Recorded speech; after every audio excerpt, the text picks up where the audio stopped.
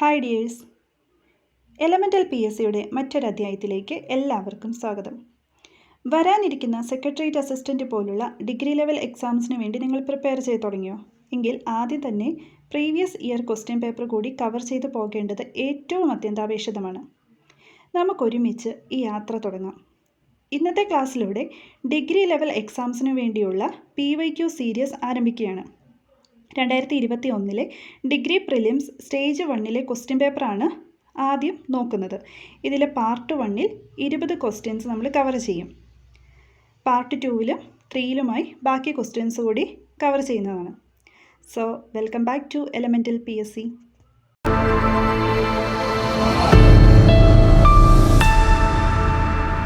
ഒന്നാമത്തെ ചോദ്യം, താഴെ കൊടുത്തിരിക്കുന്ന വാചകങ്ങൾ വായിക്കുക.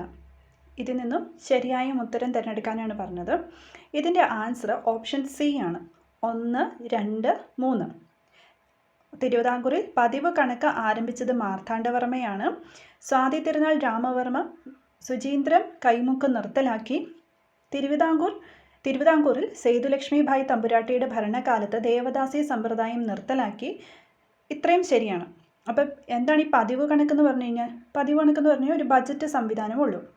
സുചീന്ദ്രൻ കൈമുക്ക് ആരംഭിച്ചതാരായിരുന്നു? മാർത്താണ്ഡവർമ്മയായിരുന്നു. സേതുലക്ഷ്മിഭായ് ദേവദാസി സമ്പ്രദായം നിർത്തലാക്കി. അതുപോലെ തന്നെ മൃഗബലിയും നിർത്തലാക്കി. ഓപ്ഷൻ ഡി തെറ്റാണ്. സേതുലക്ഷ്മിഭായ് തമ്പുരാട്ടിയുടെ ഭരണകാലത്ത് തിരുവിതാംകൂറിൽ അടിമത്തം നിർത്തലാക്കി എന്നാണ് പറഞ്ഞത്. ആ ഓപ്ഷൻ തെറ്റാണ്. സേതുലക്ഷ്മിഭായിയുടെ കാലത്തല്ല, റാണി ഗൗരി ലക്ഷ്മിഭായിയുടെ കാലത്താണ് തിരുവിതാംകൂറിൽ അടിമത്തം നിർത്തലാക്കിയത്. രണ്ടാമത്തെ ചോദ്യം, താഴെ കൊടുത്തിരിക്കുന്നവയിൽ ഏതൊക്കെയാണ് ശരിയായി ചേരുന്നത്? ഇതിൻ്റെ ആൻസർ ഓപ്ഷൻ ബി ആണ്. 1, 2, 3. KP വള്ളോൻ പുലയ മഹാസഭ, അയ്യ വൈകുണ്ഠൻ ഉച്ചിപ്പതിപ്പ്, CP അച്യുതമേനോൻ വിദ്യാവിനോദിനി. ഇത്രയും ശരിയാണ്. TK മാധവനല്ല ധന്വന്തരി രചിച്ചത്. അത് ഹരീഷ് ജോഹരിയാണ് ധന്വന്തരി രചിച്ചത്. ആരാണ്? ഹരീഷ് ജോഹരി. KP വള്ളോൻ ആരാന്ന് പറഞ്ഞു കഴിഞ്ഞാൽ ഹിന്ദു മതത്തിലെ ജാതി വ്യവസ്ഥ എതിർത്തൊരു വ്യക്തിയാണ്. കൊച്ചി രാജ്യത്തെ നിരവധി ദളിത് സമരങ്ങളുടെ മുന്നണി പോരാളിയൊക്കെ ആയിരുന്ന ഒരു വ്യക്തിയാണ്. ഇദ്ദേഹത്തിൻ്റെ ഒരു മാസിക ഓർത്തിരിക്കണം, അധകൃതൻ.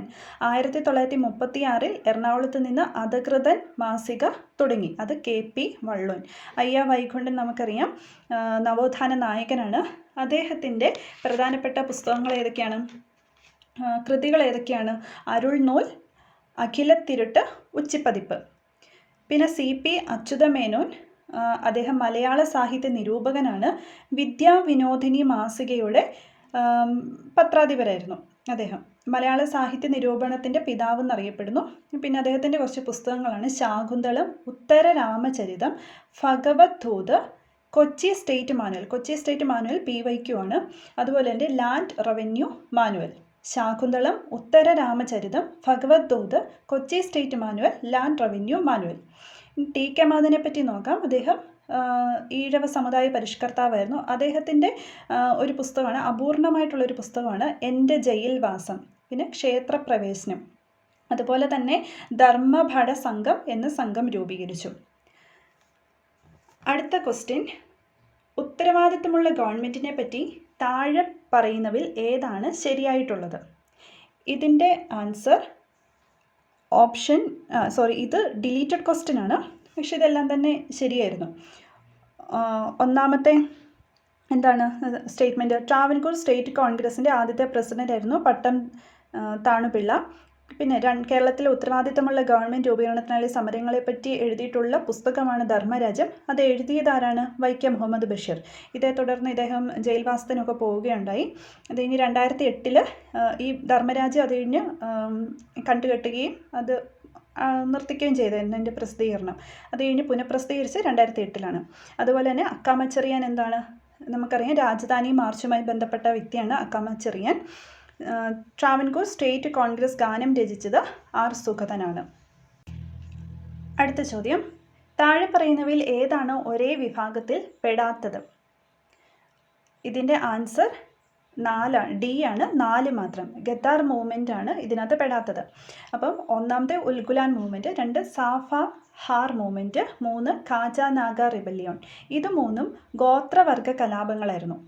ഈ ഗദ്ദാർ മൂവ്മെൻറ്റ് എന്താണ്? ഗദ്ദാർ മൂവ്മെൻറ്റ് പിന്നീട് വടക്കേ അമേരിക്കയിൽ ഇന്ത്യക്കാരുടെ സഹായത്തോടെ ഇന്ത്യയിലെ ബ്രിട്ടീഷ് ഭരണം അവസാനിപ്പിക്കാൻ രൂപീകൃതമായ ഒരു പാർട്ടിയാണ് ഗദ്ദാർ പാർട്ടി. സാൻ ഫ്രാൻസിസ്കോയിൽ രൂപീകരിച്ച, നമ്മൾ പഠിച്ചിട്ടുണ്ട്, ലാലാ ഹർദയാലാണ് അതിൻ്റെ പ്രധാനപ്പെട്ട നേതാവെന്നൊക്കെ. ഇനി ഉൽഗുലാൻ മൂവ്മെൻറ്റ് എന്താണ്? നമുക്കറിയാം, മുണ്ട ഉൽഗുലാൻ മൂവ്മെൻറ്റ്. ബിർസ മുണ്ടയായിരുന്നു അതിൻ്റെ ലീഡർ. അതെവിടെയാണ് നടന്നത്? ഛോട്ടാ നാഗ്പൂരിൽ റീജിയണിൽ നടന്നതാണ്. പിന്നെ സാഫ ഹാർ മൂവ്മെൻറ്റ് എന്താണ്? സന്താൾമാരുടെ നേതൃത്വത്തിൽ നടന്നതാണ്. കാജ നാഗ റിബല്യൻ, ഇതും ബ്രിട്ടീഷുകാരുടെ ലാൻഡ് റവന്യൂ സിസ്റ്റത്തിന് എതിരെ നടന്നതാണ്. ഇത് ആസാം മേഖലയിലാണ് നടന്നത്, ആസാമിലെ കച്ചർ മേഖലയിൽ. അടുത്തത്, ചിപ്കോ മൂവ്മെൻറ്റുമായി ബന്ധപ്പെടുത്തിയാൽ താഴെ പറയുന്നവയിൽ ഏത് പ്രസ്താവനയാണ് ശരിയല്ലാത്തത്? ഇതിൻ്റെ ആൻസർ ഓപ്ഷൻ എ ആണ്, ഒന്ന് മാത്രം. ചിപ്കോ മൂവ്മെൻറ്റ് ഒരു കാർഷിക മൂവ്മെൻറ്റ് എന്നുള്ളത് തെറ്റാണ്. മറിച്ച് ഇതെന്താണ്? ചിപ്കോ മൂവ്മെൻറ്റ് എന്ന് പറയുന്നത് ഒരു പരിസ്ഥിതി പ്രസ്ഥാനമാണ്. 1973 സുന്ദർലാൽ ബഹുഗുണയുടെ നേതൃത്വത്തിൽ നടന്ന ഉത്തരാഖണ്ഡിൽ നടന്ന ഒരു പരിസ്ഥിതി പ്രസ്ഥാനമാണ് ചിപ്കോ മൂവ്മെൻറ്റ്. ചിപ്കോ മൂവ്മെൻറ്റ് സർവോദയ മൂവ്മെൻറ്റിൽ നിന്നും പ്രചോദനം ഉൾക്കൊണ്ടതാണ്. ഇതിൻ്റെ പ്രധാനപ്പെട്ട നേതാവായിരുന്നു ഗൗര ദേവി. അടുത്ത ക്വസ്റ്റ്യൻ, താഴെ പറയുന്നവയിൽ ഏതാണ് മുഗൾ ഭരണകാലത്ത് സ്ഥലം എന്ന വാക്കിനു പകരം ഉപയോഗിക്കാത്ത വാക്ക്? അതിൻ്റെ ആൻസർ ഓപ്ഷൻ എ ആണ്, കരോരി. ബാക്കി ബിയും സിയും ഡിയും, ജാഗിർ, പാരതി, ഇനാം, ഇതെല്ലാം സ്ഥലം എന്ന വാക്കിന് പകരം ഉപയോഗിച്ചാണ്. കരോരി അഥവാ ക്രോറി എന്ന് പറഞ്ഞു കഴിഞ്ഞാൽ ഇത് രാജ്യത്തെ എല്ലാ പർഗാനകളും ഫിസ്ക്കൽ യൂണിയനുകളും അളക്കുകയും 1 കോടി രൂപയുടെ വരുമാനം ഉണ്ടാക്കുന്ന ഓരോ ഭൂമിയും ക്രോറി എന്നറിയപ്പെടുന്ന ഓഫീസറിന് കീഴിലാക്കുകയും ചെയ്തു. അപ്പോൾ ഇതൊരു സ്ഥലം എന്ന വാക്കിന് പകരമല്ല, ഇത് മറിച്ച് സ്ഥലത്തെ അല്ലെങ്കിൽ പർഗാനകൾ എന്താണ് അളന്ന് 1 കോടി രൂപയുടെ വരുമാനം ഉണ്ടാക്കുന്ന ഓരോ ഭൂമിയായിട്ട് തിരിച്ച് അത് ക്രോറി എന്നൊരു ഓഫീസറിന് കീഴിലാക്കി. അപ്പോൾ ഇത് ഒരു ഓഫീസർ അങ്ങനെ ഒരു ഇതിലുള്ള വാക്കാണ്, സ്ഥലം എന്ന വാക്കിന് പകരം ഉപയോഗിക്കുന്ന വാക്ക് അല്ല. 7ാമത്തെ ചോദ്യം, താഴെ കൊടുത്തിരിക്കുന്ന ഏത് പ്രസ്താവന ആണ് ശരിയായിട്ടുള്ളത്? ഇതിൻ്റെ ആൻസർ എ ആണ്, 1, 2, 3 ഇവ ശരിയാണ്. ഷുഗർ ആക്ട് അമേരിക്കൻ വിപ്ലവവുമായി ബന്ധപ്പെട്ടിരിക്കുന്നു. ഗ്രീൻ റിബൺ ക്ലബ്ബ് ഇംഗ്ലീഷ് വിപ്ലവവുമായി ബന്ധപ്പെട്ടിരിക്കുന്നു. 3 പീപ്പിൾസ് പ്രിൻസിപ്പിൾസ് ചൈനീസ് വിപ്ലവവുമായി ബന്ധപ്പെട്ടിരിക്കുന്നു. ഇനി എന്താണ്? 10 days that shook the world, ലോകത്തെ പിടിച്ചു കുലുക്കിയ 10 ദിവസം. ഇത് ഫ്രഞ്ച് വിപ്ലവവുമായി ബന്ധപ്പെട്ട് കിടക്കുന്നു എന്നാണ് തന്നിരിക്കുന്നത്. അത് തെറ്റാണ്. അത് റഷ്യൻ വിപ്ലവവുമായി ബന്ധപ്പെട്ടിരിക്കുന്നതാണ്. ഇത് എഴുതിയതാരാണ്? ജോൺ റീഡ് ആണ്. അടുത്ത ചോദ്യം, താഴെ പറയുന്ന ഏത് പ്രസ്താവന ആണ് യുഎൻഒയെ സംബന്ധിച്ച് തെറ്റായിട്ടുള്ളത്? അപ്പോൾ യുണൈറ്റഡ് നേഷൻ ഓർഗനൈസേഷനെ സംബന്ധിച്ച് തെറ്റായിട്ടുള്ള പ്രസ്താവന ഏതാണെന്നാണ് ചോദിച്ചിരിക്കുന്നത്. ഡി ആണ് ആൻസർ, 3 മാത്രം. അപ്പോൾ ഒന്നാമത്തെ എന്താണ്? ദേശീയ പരമാധികാരവും വൻശക്തി കോർപ്പറേഷനുമായി ബന്ധപ്പെട്ടാണ് യുഎൻഒ എന്ന ആശയം നിലവിൽ വന്നത്. യുഎൻഒയുടെ ലക്ഷ്യം ആർട്ടിക്കിൾ 1 എന്ന UN ചാർട്ടറിൽ നിർവചിച്ചിരിക്കുന്നു. യുഎൻഒ രൂപീകരിച്ചത് അന്തർദേശീയ സമാധാനവും സുരക്ഷയും മുന്നിൽ കണ്ടുകൊണ്ട് മാത്രമാണ്. അപ്പം ഓപ്ഷൻ 3 എന്താണ് പറഞ്ഞിരിക്കുന്നത്? വേൾഡ് ട്രേഡ് ഓർഗനൈസേഷൻ യുഎൻഒയുടെ സ്പെഷ്യലൈസ്ഡ് ഏജൻസി ആണെന്നാണ് പറഞ്ഞിരിക്കുന്നത്. അത് തെറ്റാണ്. യുഎൻഒയുടെ സ്പെഷ്യലൈസ്ഡ് ഏജൻസി അല്ല. ഇത് ജനീവ ആസ്ഥാനമായി 1995 ജനുവരി 1 നിലവിൽ വന്ന ഒരു ട്രേഡ് ഓർഗനൈസേഷനാണ്. 9ാമത്തെ ചോദ്യം, താഴെ പറയുന്ന ഏത് പ്രസ്താവനയാണ് ശരിയായിട്ടുള്ളത്? ഇതിൻ്റെ ആൻസർ ബി ആണ്, 1, 2, 3 എന്നിവ ശരിയാണ്. ടെന്നീസ് കോർട്ട് സത്യം ഫ്രഞ്ച് വിപ്ലവവുമായി ബന്ധപ്പെട്ടിരിക്കുന്നു. അതായത് നമുക്ക് ടെന്നീസ് കോർട്ട് സത്യപ്രതിജ്ഞ എന്നൊക്കെ പറയുന്നത് ഫ്രഞ്ച് വിപ്ലവവുമായി ബന്ധപ്പെട്ടിരിക്കുന്നു. ടെയ്ലി, ഠിത്തെ, ഖബല്ലെ എന്നീ പദങ്ങൾ ഫ്രഞ്ച് വിപ്ലവകാലത്ത് ഫ്രാൻസിൽ നികുതിയെ സൂചിപ്പിക്കാൻ ഉപയോഗിച്ചിരുന്ന വാക്കുകളാണ്. അത് ശരിയാണ്. The front of our country എന്നത് ഫ്രഞ്ച് വിപ്ലവകാലത്തെ വിമതരുടെ ജേർണലായിരുന്നു. ലാസ്റ്റത്തെ ഓപ്ഷൻ എന്താണ്? പ്രൈഡ് സ്പെർജ് ഫ്രഞ്ച് വിപ്ലവവുമായി ബന്ധപ്പെട്ടിരിക്കുന്നു. ഇത് തെറ്റാണ്. പ്രൈഡ് സ്പെർജ് ഇംഗ്ലണ്ടിലെ മഹത്തായ വിപ്ലവവുമായി ബന്ധപ്പെട്ടിരിക്കുന്നതാണ്. അഭിമാനത്തിൻ്റെ ശുദ്ധീകരണം എന്നാണ് ഈ പ്രൈഡ് സ്പെർജിൻ്റെ അർത്ഥം. അത് ഏത് വിപ്ലവമാണ്? ഇംഗ്ലണ്ട് വിപ്ലവവുമായി ബന്ധപ്പെട്ടാണ്. അവിടെ നടന്ന ഒരു ചെറിയ സംഭവമാണ്. അതിനെ അവർ വിളിച്ചൊരു പേരെന്നേ ഉള്ളൂ. അതായത് 1648 ഡിസംബർ 6 നടന്ന ന്യൂ മോഡൽ ആർമിയോട് ശത്രുതയുള്ള പാർലമെൻറ്റ് അംഗങ്ങളെ ഇംഗ്ലണ്ട് ഹൗസ് ഓഫ് കോമൺസിൽ പ്രവേശിക്കുന്നത് പട്ടാളക്കാർ തടഞ്ഞപ്പോൾ നടന്ന ഒരു സംഭവം. അത് പ്രൈഡ് സ്പെർജ് എന്ന് പറയുന്നത്. അത് അഭിമാനത്തിൻ്റെ ശുദ്ധീകരണം എന്ന് അറിയപ്പെടുന്നു. 10ാമത്തെ ചോദ്യം, ദേശീയ ഭക്ഷ്യ സുരക്ഷാ ബിൽ സംബന്ധിക്കുന്ന താഴെ പറയുന്ന പ്രസ്താവനകൾ വായിക്കുക. ഇതിൽ നിന്നും ശരിയായത് തിരഞ്ഞെടുക്കുക. 10ൻ്റെ ആൻസർ സി ആണ്. 1, 2, 3, 4 അതായത് എല്ലാം ശരിയാണ്. ഈ ബില്ലിൻ്റെ ലക്ഷ്യം രാജ്യത്തെ പാവപ്പെട്ടവർക്കുള്ള ഭക്ഷണത്തിൻ്റെ സബ്സിഡിയാണ്.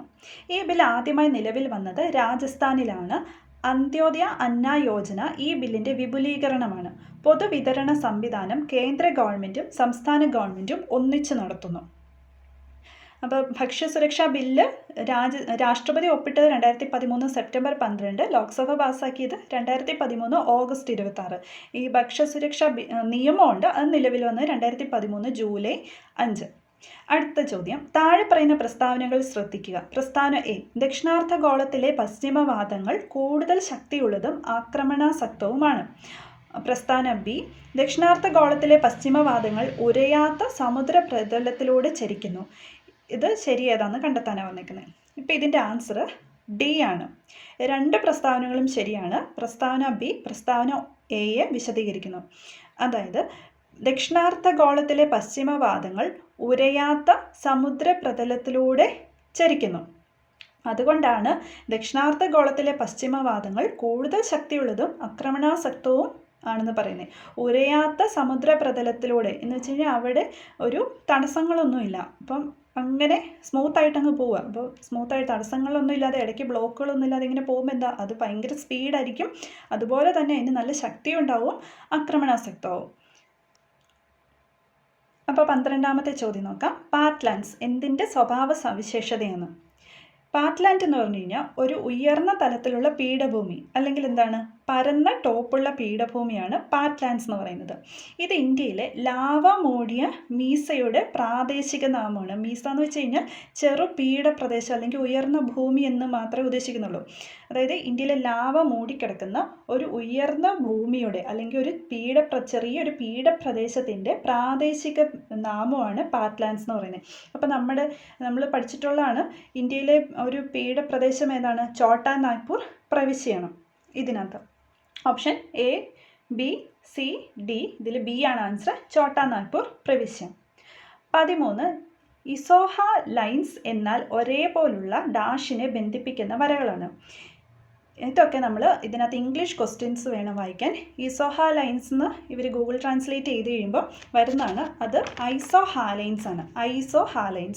ഐസോഹാലൈൻസ് എന്താണ്?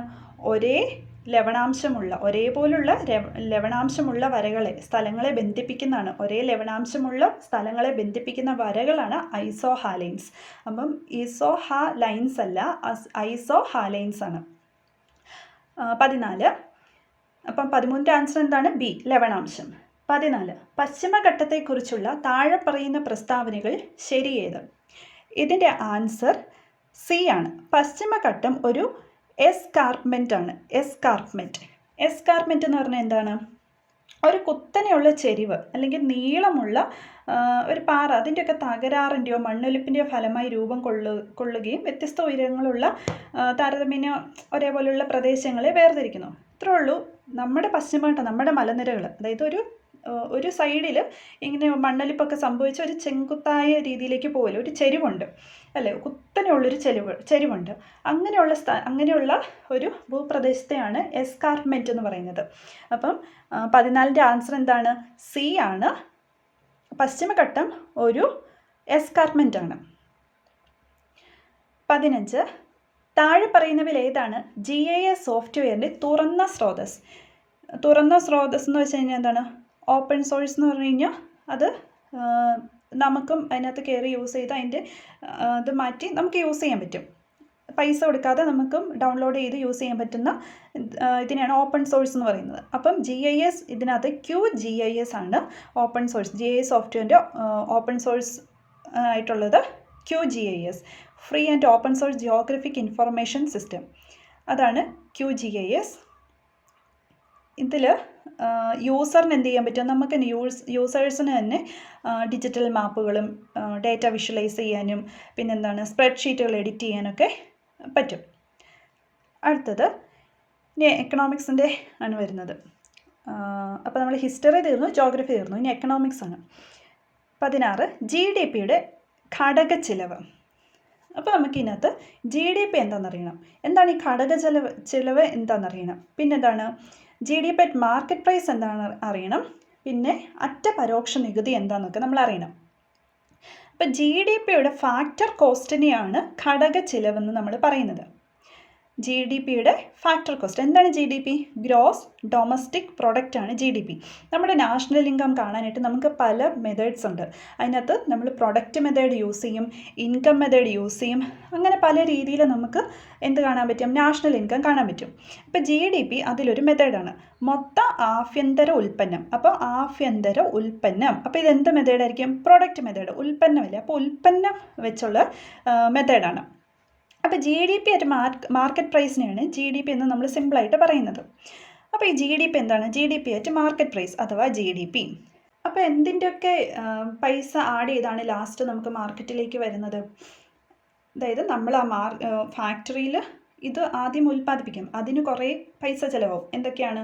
നമ്മൾ റോ മെറ്റീരിയൽസ് വാങ്ങണം, അതുപോലെ തന്നെ അവിടെ ഒരു മാൻ പവർ ഉണ്ട്, ആൾക്കാർ ഉണ്ടാക്കുന്നുണ്ട്, ജോലി ചെയ്യുന്നുണ്ട്, അവർക്ക് ഇതിന് വേതനം കൊടുക്കണം, പിന്നെ ഇലക്ട്രിസിറ്റി യൂസ് ചെയ്യുന്നുണ്ട്, അതിൻ്റെ പൈസ ചിലവാകുന്നു. അങ്ങനെ എല്ലാത്തിൻ്റെയും പൈസ ആഡ് ചെയ്ത് അതിൻ്റെ ഒരു നിശ്ചിത, അതിന് കോമ്പൻസേറ്റ് ചെയ്യുന്ന ഒരു നിശ്ചിത എമൗണ്ട് ആഡ് ചെയ്താണ് ഇത് ഫാക്ടറിയിൽ നിന്ന് ഇറങ്ങുന്നത്. ഇനി ഫാക്ടറിയിൽ നിന്നും നമുക്ക് മാർക്കറ്റിലേക്ക് എത്തണം. ഇവിടേക്ക് എത്തുമ്പോൾ എന്താണ്? ട്രാൻസ്പോർട്ടിൻ്റെ പൈസ ആഡ് ചെയ്യപ്പെടും. പിന്നെ എന്താണ്? നമ്മുടെ ഇത് ടാക്സ് ഇതിനകത്ത് ഇൻഡയറക്റ്റ് ആയിട്ട് ടാക്സും വരും. അപ്പോൾ ഈ ടാക്സും ഫാക്ടറിയിൽ നിന്ന് ഇറങ്ങുന്ന ഈ പൈസയും അത് കഴിഞ്ഞിട്ടുള്ള ഈ ടാക്സും ഇതും കൂടെ ചേർന്നിട്ടാണ് ലാസ്റ്റ് മാർക്കറ്റിലേക്ക് ഈ സാധനം എത്തുമ്പോൾ നമ്മൾ വാങ്ങാൻ ചെല്ലുമ്പോൾ അതിൻ്റെ പൈസ എന്ന് പറയുന്നത്, ആ സാധനത്തിൻ്റെ പൈസ. അപ്പോൾ ഒരു സാധനം വാങ്ങുമ്പോൾ അതിൻ്റെ പൈസയ്ക്കകത്ത്, അതായത് മാർക്കറ്റിൽ നിന്ന് ഒരു സാധനം വാങ്ങുമ്പോൾ ആ പൈസയിൽ എന്തൊക്കെ കാര്യങ്ങൾ ആഡ് ചെയ്യുന്നുണ്ട്? ഇതൊരു ഫാക്ടറിയിൽ നിന്നും ഇത് പ്രൊഡ്യൂസ് ചെയ്ത് കഴിയുമ്പോൾ ഉണ്ടാകുന്ന ചിലവുകളുടെ പൈസയും, ഇത് ഫാക്ടറിയിൽ നിന്നും ഈ മാർക്കറ്റിലേക്ക് എത്തുമ്പോൾ ഉണ്ടാകുന്ന ഈ ഒരു ടാക്സ്, ആ ടാക്സും കൂടെ ആഡ് ചെയ്തപ്പെട്ടാണ് മാർക്കറ്റിൽ നിന്ന് നമുക്കത് കിട്ടുന്നത്. അപ്പോൾ ഇവിടെ നോക്കിയേ, ഇവിടെ ഈ GDP അറ്റ് മാർക്കറ്റ് പ്രൈസ് അഥവാ GDP എന്ന് പറയുമ്പോൾ അതിനകത്ത് ഫാക്ടറിയിൽ നിന്നുള്ള നിരവധി ഫാക്ടറിയിലെ പല പല ഘടകങ്ങളുടെ ആകെത്തുക, അതിൻ്റെ എല്ലാം കൂടെ ചേർത്തുള്ളൊരു തുകയും അവിടെ വരുന്നു.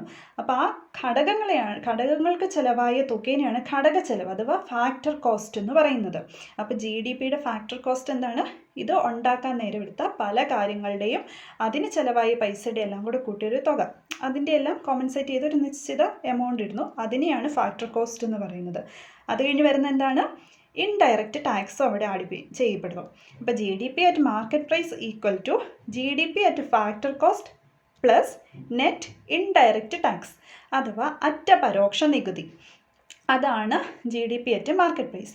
അപ്പോൾ ഇത് ചോദ്യം എന്താണ്? GDPയുടെ ഘടക ചെലവാണ് ചോദിച്ചിരിക്കുന്നത്. നമ്മൾ പറഞ്ഞു GDP അറ്റ് മാർക്കറ്റ് പ്രൈസ് എന്ന് പറയുന്നത് GDP at factor cost plus net indirect tax. ഇതിൽ നിന്ന് ഈ ഫാക്ടർ കോസ്റ്റ് എങ്ങനെ കണ്ടുപിടിക്കാം? GDP at factor cost is equal to GDP at market price minus net indirect tax.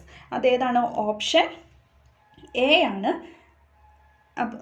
Option A, GDP at market price minus അറ്റ പരോക്ഷ നികുതി. ഈ അറ്റ പരോക്ഷ നികുതിയുടെ ഇംഗ്ലീഷാണ് നെറ്റ് ഇൻഡയറക്റ്റ് ടാക്സ്.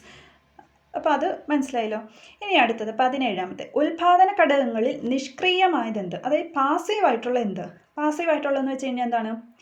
അത് ഉൽപാദന പ്രക്രിയയിൽ പാർട്ടിസിപ്പേറ്റ് ചെയ്യുന്നു, പക്ഷേ അത് സ്വന്തമായിട്ട് ഒന്നും പ്രൊഡ്യൂസ് ചെയ്യുന്നില്ല, സ്വന്തമായിട്ട് അതിന് ഒരു പ്രൊഡക്റ്റ് കിട്ടുന്നില്ല, പക്ഷേ അത് ഉൽപാദനത്തിൽ ഒഴിച്ചുകൂടാനാത്തൊരു ഘടകം തന്നെയാണ്.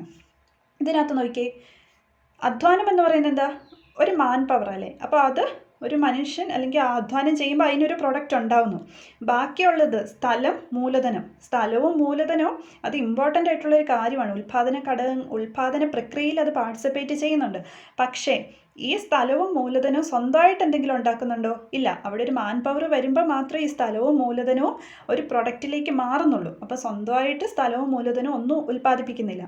അതുകൊണ്ട് ഓപ്ഷൻ ഡി ആണ് ആൻസർ. സ്ഥലവും മൂലധനവുമാണ് നിഷ്ക്രിയമായിട്ടുള്ളത്, പാസീവായിട്ടുള്ളത്. അപ്പോൾ ആക്റ്റീവായിട്ടുള്ളതാണ് അധ്വാനമാണ്. 18ാമത്തെ ചോദ്യം, താഴെ പറയുന്നവയിൽ ഏതാണ് സമ്പദ് വ്യവസ്ഥയിൽ സമ്പത്തിൻ്റെ വിതരണം കുറയ്ക്കുന്നത്? അപ്പോൾ നമുക്ക് എന്താണ് ഇൻഫ്ലേഷൻ, എന്താണ് ഡീഫ്ലേഷൻ എന്ന് ആദ്യം നോക്കാം. ഇൻഫ്ലേഷൻ എന്ന് പറഞ്ഞു കഴിഞ്ഞാൽ സമൂഹത്തിൽ അല്ലെങ്കിൽ മാർക്കറ്റിൽ പണത്തിൻ്റെ ഒഴുക്ക് വർദ്ധിക്കുന്നതിനെയാണ് ഇൻഫ്ലേഷൻ എന്ന് പറയുന്നത്. അപ്പോൾ പണത്തിൻ്റെ ഒഴുക്ക് കുറയുന്നതിന് എന്തെന്ന് പറയുന്നു? ഡീഫ്ലേഷൻ എന്ന് പറയുന്നു. അപ്പം ഈ പണത്തിൻ്റെ ഒഴുക്ക് കൂടിക്കഴിയുമ്പോൾ എന്താ സംഭവിക്കുന്നത്? പണത്തിൻ്റെ ഒഴുക്ക് കൂടുക എന്ന് പറഞ്ഞു കഴിഞ്ഞാൽ ആൾക്കാരുടെ കയ്യിൽ ഒരുപാട് പൈസയാവുന്നു. ഒരു മെജോറിറ്റി ഓഫ് ആൾക്കാരുടെ കയ്യിൽ ഇഷ്ടം പോലെ പൈസ. ഇങ്ങനെ ആൾക്കാരുടെ പൈസ വന്നു കഴിയുമ്പോൾ എന്ത് ചെയ്യും? അവർ സാധനങ്ങൾ ധാരാളമായിട്ട് വാങ്ങും. സാധനങ്ങൾ ധാരാളമായിട്ട് വാങ്ങിക്കഴിയുമ്പോൾ അതിൻ്റെ ഡിമാൻഡ് കൂടുന്നു.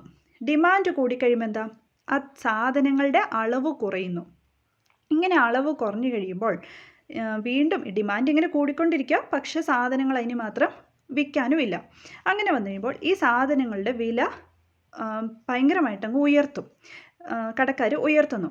അപ്പോൾ സാധനങ്ങളുടെ വില ഉയർത്തി കഴിയുമ്പോൾ എന്താ സംഭവിക്കുന്നത്? ഈ ഉയർന്ന വിലയ്ക്ക് സാധനങ്ങൾ വാങ്ങാൻ ശേഷിയുള്ളവർ മാത്രമേ വാങ്ങുള്ളൂ. ബാക്കിയുള്ളവർ ഇത് വാങ്ങുന്നില്ല. അപ്പോൾ ആവശ്യക്കാർക്കിത് സത്യം പറഞ്ഞാൽ കിട്ടുന്നില്ല. കാരണം ആവശ്യക്കാരുടെ ഇതുപോലെ ഇത്രയും പൈസ ഉണ്ടാവില്ല ഈ സാധനങ്ങൾ ഈ ഉയർന്ന വിലയ്ക്ക് വാങ്ങാൻ വേണ്ടി. അങ്ങനെ വന്നു കഴിയുമ്പോൾ സമൂഹത്തിൽ ഇനിക്വാളിറ്റി ഉണ്ടാകുന്നു. കുറച്ച് ആൾക്കാർക്ക് മാത്രം എല്ലാം ലഭ്യമാകുന്നു, ബാക്കിയുള്ളവർക്ക് ലഭ്യമാകുന്നില്ല.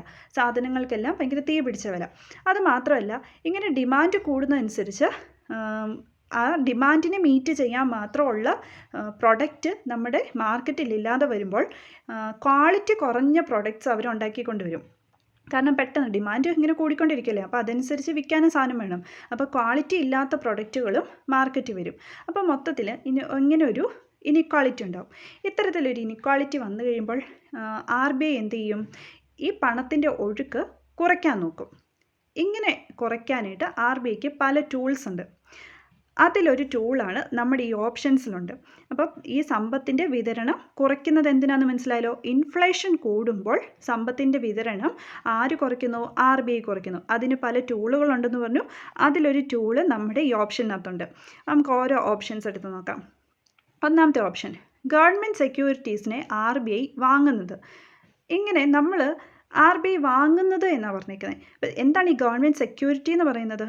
അതായത് നമ്മൾ പട്ടയം കൊണ്ടുപോയി പണയം വെച്ച് ബാങ്കിൽ നിന്ന് പൈസ എടുക്കുന്നു. ഈ പട്ടയം എന്താണ്? ഒരു മൂല്യമുള്ള ഒരു വസ്തുവിൻ്റെ ഒരു സെക്യൂരിറ്റിയാണ് ഈ പട്ടയം എന്ന് പറയുന്നത്. അപ്പോൾ ആ സെക്യൂരിറ്റി നമ്മൾ ഈടായിട്ട് വെച്ചിട്ടാണ് ബാങ്കിൽ നിന്ന് പൈസ എടുക്കുന്നത്. അപ്പോൾ ഇതുപോലത്തെ മൂല്യമുള്ള ഒരു വസ്തുവിൻ്റെ സെക്യൂരിറ്റി, അത് ഗവൺമെൻറ്റിനും ഇത്തരത്തിൽ മൂല്യമുള്ള വസ്തുവിൻ്റെ സെക്യൂരിറ്റീസ് ഉണ്ട്. ആ സെക്യൂരിറ്റീനെ RBI വാങ്ങുന്നു എന്ന് പറഞ്ഞു കഴിഞ്ഞാൽ RBI ഈ സെക്യൂരിറ്റി വാങ്ങുമ്പോൾ അവിടെ ഒരു പൈസ തിരിച്ചു കൊടുക്കണം. അതായത് ഗവൺമെൻറ്റിന് പൈസ കൊടുക്കുന്നു. ഗവൺമെൻറ് സെക്യൂരിറ്റീസിനെ RBI വാങ്ങുമ്പോൾ പൈസ കൊടുക്കുന്നു. ഈ പൈസ കൊടുത്തു കഴിയുമ്പോൾ എന്താ? ഗവൺമെൻറ് ഇത് വിതരണം ചെയ്യും.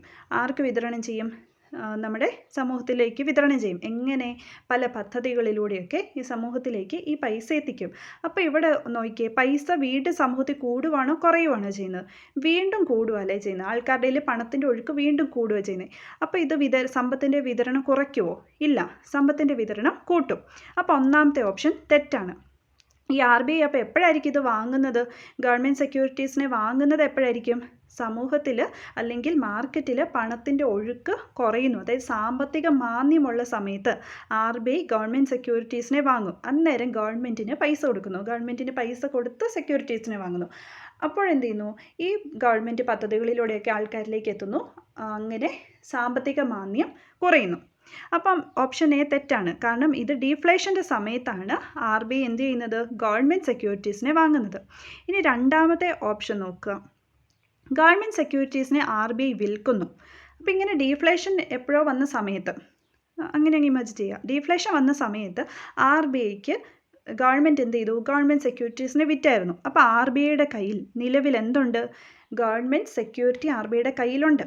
അപ്പോൾ ഇൻഫ്ലേഷൻ്റെ സമയത്ത് ഈ ഗവൺമെൻറ് സെക്യൂരിറ്റീസിനെ RBI അങ്ങ് വിൽക്കുക. RBI വിറ്റ് കഴിയുമ്പം ഇത് ആര് വാങ്ങും? കൊമേഴ്ഷ്യൽ ബാങ്കുകാർ വന്ന് വാങ്ങുന്നു. അപ്പോൾ ഗവൺമെൻറ് സെക്യൂരിറ്റീസ് RBIയുടെ കയ്യിലുണ്ട്. ആ സെക്യൂരിറ്റീസിനെ RBI വിൽക്കുന്നു. വിറ്റ് കഴിയുമ്പോൾ കൊമേഴ്ഷ്യൽ ബാങ്കുകാർ വന്ന് ഈ സെക്യൂരിറ്റി വാങ്ങുമ്പോൾ കൊമേഴ്ഷ്യൽ ബാങ്ക് ഇപ്പോൾ ഒരു 100 കോടി രൂപയ്ക്കാണ് ഈ സെക്യൂരിറ്റി വാങ്ങിയതെങ്കിൽ ബാങ്കിൻ്റെ 100 കോടി കുറയുകയല്ലേ ചെയ്തത്? ബാങ്കിൻ്റെ ഒരു മൂലധനമായിരുന്ന ഒരു 100 കോടി കുറയുകയാണ് ചെയ്തത്. എന്ന് വെച്ച് കഴിഞ്ഞാൽ ഈ ബാങ്കിന് ആൾക്കാർക്ക് ലോൺ കൊടുക്കാനുള്ള തുക കുറഞ്ഞു. അതായത് അവരുടെ കയ്യിൽ ഇപ്പം 100 കോടി ഉണ്ടോ, അതിന് മാത്രം പൈസയുണ്ടോ? ഇല്ല, പൈസ കുറഞ്ഞു. പൈസ കുറഞ്ഞു കഴിയുമ്പോൾ ലോൺ കൊടുക്കുന്ന എമൗണ്ട് കുറയും, അല്ലെങ്കിൽ എല്ലാവർക്കും ലോൺ കൊടുക്കുന്ന ഒരു രീതി നിർത്തി. ഇൻഫ്ലേഷൻ ആയിരുന്നപ്പം അതായത് ഈ ബാങ്കിൻ്റെ കയ്യിൽ ഇഷ്ടം പോലെ പൈസയാണ്, അപ്പോൾ ബാങ്ക് എല്ലാവർക്കും ഇങ്ങനെ ലോൺ കൊടുക്കുന്നു, പലിശ കുറച്ചും ഒക്കെ അങ്ങ് കൊടുക്കുന്നു. അപ്പോൾ ആൾക്കാരെല്ലാം ഇങ്ങനെ വന്ന് വാങ്ങിച്ചുകൊണ്ടിരിക്കും ലോണൊക്കെ, എന്നിട്ട് അവരുടെ കാര്യങ്ങളൊക്കെ നടത്തും. പക്ഷേ ഈ സെക്യൂരിറ്റീസിനെ ഇപ്പം കൊമേഴ്ഷ്യൽ ബാങ്ക് വാങ്ങിയല്ലോ, 100 കോടി രൂപയ്ക്ക് വാങ്ങി. അപ്പോൾ 100 കോടിയുടെ കുറവ് ഇവർക്ക് വന്നു. ഇനിയിപ്പോൾ ഇവർക്ക് ഇതിന് മാത്രം ചുമ്മാ ഇങ്ങനെ ലോൺ കൊടുക്കാനൊക്കെ പൈസ ഉണ്ടോ? ഇല്ല. അപ്പോൾ ലോൺ കൊടുക്കുന്നത് കുറയും. അതുപോലെ തന്നെ ഇവർ പലിശ കൂട്ടും, ജനങ്ങൾക്ക് ലോൺ കൊടുക്കുന്ന പലിശ കൂട്ടും. ഇങ്ങനെ വന്നു കഴിയുമ്പോൾ നേരത്തെ ഒരു 20 പേര് വന്ന് ലോൺ മേടിക്കുന്ന സമയത്ത് ഇപ്പോൾ ഒരു 5 പേരൊക്കെ വാങ്ങുന്നുള്ളൂ. അങ്ങനെ വന്നു കഴിയുമ്പോൾ എന്താ, ആൾക്കാരിലേക്ക് എത്തുന്ന പണത്തിൻ്റെ അളവ് കുറയും. അങ്ങനെ പണത്തിൻ്റെ അളവ് കുറയുന്നു, അതുവഴി മാർക്കറ്റിലുള്ള പണത്തിൻ്റെ ഒഴുക്കും കുറയുന്നു. അപ്പോൾ ഇവിടെ നോക്കിയേ, സമ്പത്തിൻ്റെ വിതരണം കുറയ്ക്കുകയല്ലേ ചെയ്തത്. അപ്പോൾ ബി ആണ് അതിൻ്റെ ആൻസർ. ഗവൺമെൻറ് സെക്യൂരിറ്റീസിനെ RBI വിൽക്കുമ്പോൾ സമ്പദ് വ്യവസ്ഥയിൽ സമ്പത്തിൻ്റെ വിതരണം കുറയുന്നു. ഇനി മൂന്നാമത്തെ ഓപ്ഷനും കൂടെ നോക്കാം. കേന്ദ്ര ഗവൺമെൻറ്റിൻ്റെ RBIയിൽ നിന്നുള്ള കടം വാങ്ങൽ. എപ്പോഴാണ് കടം വാങ്ങുന്നത്? പൈസ ഇല്ലാതെ വരുമ്പോഴാണ് കടം വാങ്ങുന്നത്. അതായത് സാമ്പത്തിക മാന്ദ്യമുള്ളപ്പോഴാണ് കടം വാങ്ങുന്നത്. അന്നേരം സമ്പത്തിൻ്റെ വിതരണം കുറയുവാണോ ചെയ്യുന്നത് കടം വാങ്ങുമ്പോൾ? അല്ല, ഈ കടം വാങ്ങിയ പൈസ വിതരണം ചെയ്യാൻ വേണ്ടിയിട്ടാണ് വാങ്ങുന്നത്. അപ്പോൾ സമ്പത്തിൻ്റെ വിതരണം കൂടുവാണ് ഈ RBIയിൽ നിന്നുള്ള കടം വാങ്ങൽ. അപ്പോൾ ഇതിൻ്റെ 18ാമത്തെ ആൻസർ എന്താണ്? ബി ആണ്. 19ാമത്തെ ചോദ്യം നോക്കാം. റിപ്പോ റേറ്റിനെ പ്രതി താഴെ പറയുന്നതിൽ ശരിയായത് ഏത്? ഓപ്ഷൻ ബി 1, 2, 3 ഇതാണ് ശരി.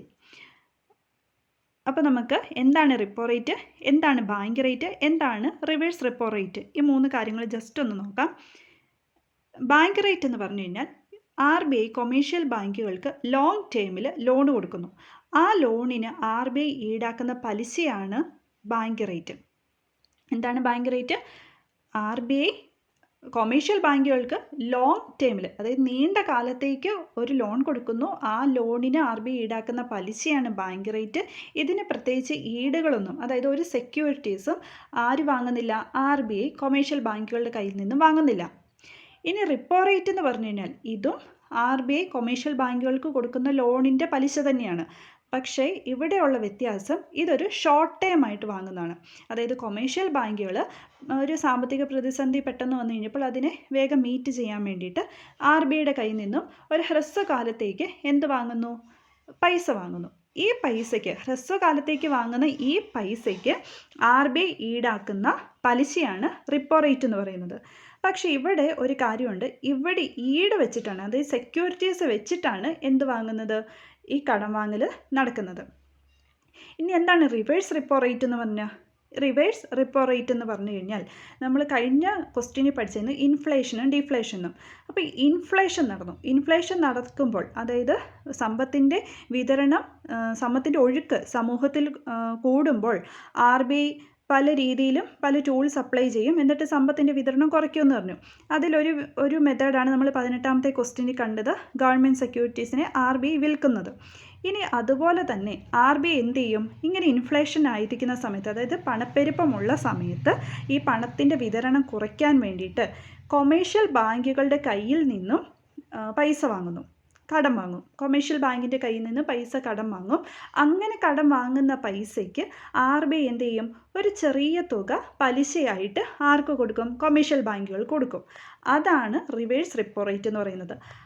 RBI കൊമേഴ്ഷ്യൽ ബാങ്കുകളുടെ കയ്യിൽ നിന്നും പണം കടം വാങ്ങുമ്പോൾ RBI കൊമേഴ്ഷ്യൽ ബാങ്കുകൾക്ക് കൊടുക്കുന്ന പലിശയാണ് റിവേഴ്സ് റിപ്പോ റേറ്റ് എന്ന് പറയുന്നത്.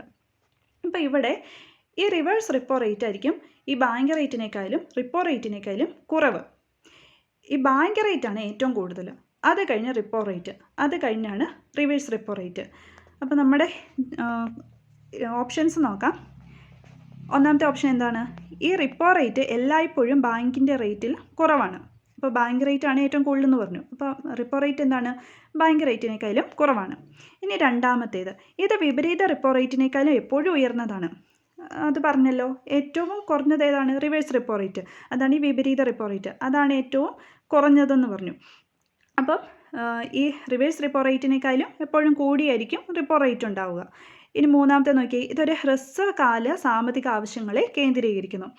അതേലോ, റിപ്പോ റേറ്റ് എന്താണ്? ഷോർട്ട് ടൈം ലോൺ എന്നാണ് പറഞ്ഞത്. ഷോർട്ട് ടൈം ആയിട്ട് മേടിക്കുന്ന ഒരു ലോൺ എന്നാണ് പറഞ്ഞത്. അപ്പോൾ ഹ്രസ്വകാല സാമ്പത്തിക ആവശ്യങ്ങളെ കേന്ദ്രീകരിക്കുന്നു, അതും ശരി. നാലാമത്തെ നോക്കിയേ, ഇത് ഈടാക്കുമ്പോൾ പാർശ്വസ്ഥങ്ങൾ ഉണ്ടാവാറില്ല. ഈ പാർശ്വസ്ഥങ്ങൾ എന്ന് വെച്ചാൽ കൊളാറ്ററൽസ് എന്ന് വെച്ച് കഴിഞ്ഞാൽ എന്താണ്? സംതിങ് പ്ലെഡ്ജ്ഡ് ആസ് സെക്യൂരിറ്റി, മീൻസ് ഒരു സെക്യൂരിറ്റി, നമ്മളിപ്പോൾ പറഞ്ഞ സെക്യൂരിറ്റീസ് ഇല്ലേ, അത് തന്നെ. അപ്പം പക്ഷേ ഇവിടെ റിപ്പോ റേറ്റിൻ്റെ കാര്യം പറഞ്ഞപ്പോഴേ നമ്മൾ പറഞ്ഞിരുന്നു, ഷോർട്ട് ടൈം ആയിട്ട് വാങ്ങുന്ന കടത്തിന് അല്ലെങ്കിൽ ഷോർട്ട് ടൈം ആയിട്ട് മേടിക്കുന്ന ആ പൈസയ്ക്ക് RBIക്ക് കൊടുക്കേണ്ടി വരുന്ന പലിശയാണ് റിപ്പോ റേറ്റ്. ഈ ഷോർട്ട് ടൈം ആയിട്ട് വാങ്ങുമ്പോൾ എന്ത് കൊടുക്കുന്നുണ്ട്? അവിടെ ഈട് വെക്കുന്നുണ്ട്. അപ്പോൾ നാലാമത്തെ തെറ്റാണ്. ഇത് ഈടാക്കുമ്പോൾ എന്താണ്?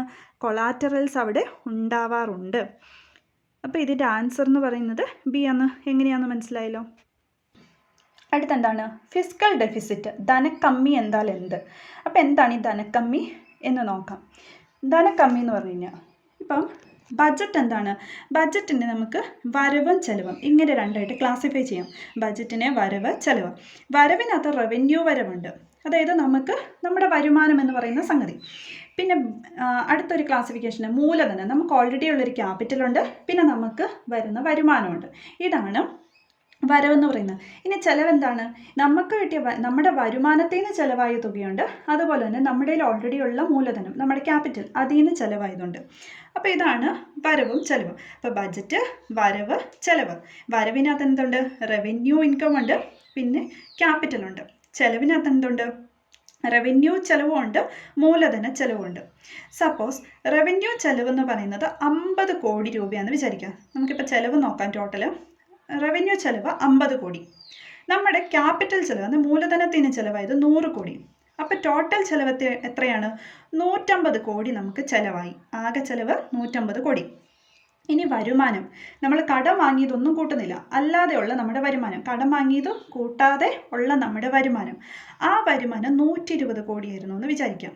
അപ്പോൾ ആകെ ചെലവ് 150, കടമൊന്നും ഇല്ലാതെ, കടം വാങ്ങാതെ നമുക്ക് കിട്ടിയ ആകെ വരുമാനം 120 കോടി. അപ്പോൾ നമുക്ക് ഇവിടെ നോക്കിയേ, വരുമാനത്തേക്കാൾ കൂടുതൽ ചെലവ് വന്നു. അതായത് 150 ആയിരുന്നു ആകെ ചെലവ്, വരുമാനം 120 ആയിരുന്നു. ഇതിൽ നിന്ന് മൈനസ് ചെയ്ത് കഴിയുമ്പോൾ 30 കോടിയുടെ അധിക ചെലവ് നമുക്ക് വന്നു. ഈ 30 കോടിയുടെ അധിക ചെലവ്, നമുക്ക് ആ പടെ 120 ഉള്ള വരുമാനം, 150 ചിലവായത്. ഈ 30 കോടി എക്സ്ട്രാ വന്നു. ഈ 30 കോടി നമ്മൾ എങ്ങനെയെങ്കിലും മീറ്റ് ചെയ്യണ്ടേ? ഈ അധിക ചെലവിനെ മീറ്റ് ചെയ്യണ്ടേ? അതിന് നമ്മൾ എന്ത് ചെയ്യുന്നു? കടം വാങ്ങുന്നു. ഈ കടം വാങ്ങുന്നതാണ്, അതായത് 30 കോടി അധിക ചെലവ്, അതിനെയാണ് ധനക്കമ്മി എന്ന് പറയുന്നത്. ആ കടം വാങ്ങുന്നതാണ് ധനക്കമ്മി, അഥവാ ഫിസ്ക്കൽ ഡെഫിസിറ്റ് എന്ന് പറയുന്നത്. ധനക്കമ്മി അഥവാ ഫിസ്ക്കൽ ഡെഫിസിറ്റ്. അപ്പോൾ ഇവിടെ എന്താണ് നോക്കിയേ, മുഴുവൻ ഓപ്ഷൻസിലൂടെ നമുക്കത് ഉത്തരം നോക്കാം. എ, മുഴുവൻ ചെലവ് മൈനസ് മുഴുവൻ വരുമാന രസീതുകൾ. മുഴുവൻ ചെലവിൽ നിന്നും മുഴുവൻ വരുമാന രസീതുകൾ കുറയ്ക്കുന്നതാണ് എന്താണ്? ധനക്കമ്മി എന്ന് പറയുന്നത്. പക്ഷേ ഇവിടെ നോക്കിയേ, മുഴുവൻ വരുമാന രസീതുകൾ അങ്ങനെ പറഞ്ഞു കഴിയുമ്പോൾ അതിനകത്ത് നമ്മൾ കടം വാങ്ങിയതും കൂടെ ഇൻവോൾവ്ഡ് ആവുന്നുണ്ട്. മുഴുവൻ ചെലവിൽ നിന്ന് മുഴുവൻ വരുമാന രസീതുകൾ കുറയ്ക്കുമ്പോൾ ആ മുഴുവൻ വരുമാന രസീതുകളിനകത്ത് കടം വാങ്ങിയതും കൂടെ ഇൻക്ലൂഡഡ് ആവുന്നുണ്ട്. അപ്പോൾ അത് തെറ്റല്ലേ? നമ്മൾ പറഞ്ഞിരുന്നു, കടം വാങ്ങിയത് ഒഴിച്ചുള്ള നമ്മുടെ വരുമാനം കുറയ്ക്കുമ്പോഴാണ് നമുക്ക് എന്ത് കിട്ടുന്നത്? നമ്മുടെ ഫിസ്ക്കൽ ഡെഫിസിറ്റ്, ധനക്കമ്മി കിട്ടുന്നത്. ഓപ്ഷൻ ബി നോക്കിയേ, മുഴുവൻ ചിലവ് മൈനസ് മുഴുവൻ വരുമാന രസീതുകൾ പ്ലസ് കടമല്ലാത്ത മൂലധന രസീത്. അവിടെ നോക്കിയേ, കടമല്ലാത്ത മൂലധന രസീത്, കടം വാങ്ങാത്തതാണ് ഉദ്ദേശിച്ചിരിക്കുന്നത്. അപ്പോൾ ഓപ്ഷൻ ബി അല്ലേ ശരി? ഇനി നമുക്ക് സി നോക്കാം. വരുമാന ഇടിവ് മൈനസ് പലിശ അടച്ച തുക, അതും ഇതുമായിട്ട് യാതൊരു ബന്ധവും ഇല്ല, കാരണം മുഴുവൻ ചെലവിൽ നിന്നുമാണ് നമ്മൾ കുറയ്ക്കുന്നത്. അപ്പോൾ ആ ഓപ്ഷൻ സി നമുക്ക് വെട്ടിക്കളയാം. ഇനി ഡി നോക്കിയാൽ, മുഴുവൻ ചിലവ് മൈനസ് മുഴുവൻ വരുമാന രസീതുകൾ പ്ലസ് മൂലധന രസീതുകൾ. ഇവിടെയും മുഴുവൻ വരുമാന രസീതുകൾ അല്ലെങ്കിൽ മുഴുവൻ മൂലധന രസീതുകൾ ഇങ്ങനെ പറഞ്ഞു കഴിയുമ്പോൾ അവിടെ നമ്മൾ ആ മൂലധനത്തിൽ എന്ത് ഉൾപ്പെടുന്നുണ്ട്? നമ്മൾ കടം വാങ്ങിയത് കൂടി ഉൾപ്പെടുന്നുണ്ട്. അപ്പോൾ കടമല്ലാത്ത മൂലധന രസീതാണ് നമുക്ക് വേണ്ടത്. അപ്പോൾ ഓപ്ഷൻ ബി ആണ് ശരി. മുഴുവൻ ചിലവ് മൈനസ് മുഴുവൻ വരുമാന രസീതുകൾ പ്ലസ് കടമല്ലാത്ത മൂലധന രസീത്. അതിപ്പോൾ എന്താണ്? ഫിസ്ക്കൽ ഡെഫിസിറ്റ് അഥവാ ധനക്കമ്മി equal to total expenditure plus capital expenditure minus total revenue excluding borrowing. ഇപ്പം നമ്മൾ പറഞ്ഞതിനകത്താണെങ്കിൽ പറഞ്ഞ ആ ഒരു പിന്നെ കണക്ക് വെച്ചായിരുന്നെങ്കിൽ റവന്യൂ ചിലവ് എത്രയായിരുന്നു? 50 കോടി രൂപ. മൂലധന ചിലവ് എത്രയായിരുന്നു? 100 കോടി രൂപ. അപ്പം ഈ 50 പ്ലസ് 100 അത് രണ്ടും കൂടെ കൂട്ടി മൈനസ് നമ്മുടെ ആകെ ചിലവ്, അതായത് കടം ഒഴിച്ചുള്ള ആകെ ചിലവ് 120. അത് ചെയ്ത് കഴിയുമ്പോൾ കിട്ടുന്ന 30 നമ്മുടെ ഫിസ്ക്കൽ ഡെഫിസിറ്റ്. ആ ഒരു 30 ആ ഒരു കോടി ചിലവിന്, അധിക ചിലവിനെ മീറ്റ് ചെയ്യാനായിട്ട് നമ്മൾ വാങ്ങുന്ന കടമാണ് ഫിസ്ക്കൽ ഡെഫിസിറ്റ് അഥവാ ധനക്കമ്മി. അപ്പോൾ നമ്മൾ ഇന്ന് 20 ക്വസ്റ്റ്യൻസ് നോക്കി. അടുത്ത ക്വസ്റ്റ്യൻസ് നമ്മൾ പാർട്ട് 2ഉം 3യുമായിട്ടിടും. ഇത് എല്ലാവർക്കും ഉപകാരപ്രദമായി എന്ന് വിശ്വസിക്കുന്നു. നിങ്ങൾക്ക് ഉപകാരപ്രദമായെങ്കിൽ ലൈക്ക് ചെയ്യുക, ഷെയർ ചെയ്യുക, സബ്സ്ക്രൈബ് ചെയ്യുക.